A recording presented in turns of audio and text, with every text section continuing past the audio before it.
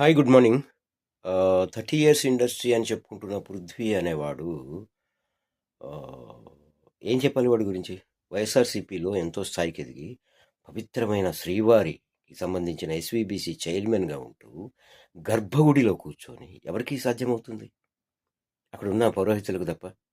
ఆ! ఎంతమంది భక్తులు వేల కిలోమీటర్ల నుంచి వచ్చి ఒక్క క్షణం ఆయన్ని చూసి వెళ్ళడానికి పరితపించి క్యూలో నిలబడి అల్లాడిపోతుంటారు.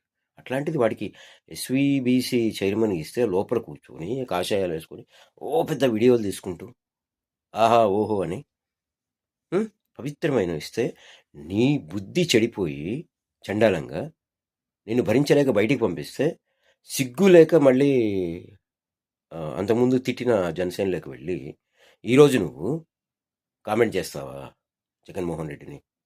నువ్వు నీ బతుకు. అరే నీకు గుర్తుందా? నేను నీతో కలిసి పనిచేశా. అశోక్ రాజు, నువ్వు, జీకే మోహన్ డైరెక్షన్లో నేను మా ఆధ్వర్యంలో జరిగింది.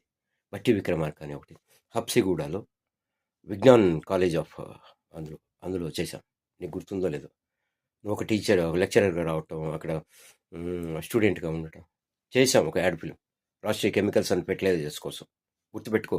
అప్పటి నుంచి తెలుసు నీ బుద్ధి, నీకు నీ యాటిట్యూడ్ తెలుసు. కానీ నేను ఎందుకు ఎస్వీబీసీ చైర్మన్గా చేశారో అర్థం కాలేదు అప్పట్లో నాకు. ఎదవా, బుద్ధి తెచ్చుకో. ఇంకోసారి పేలేవంటే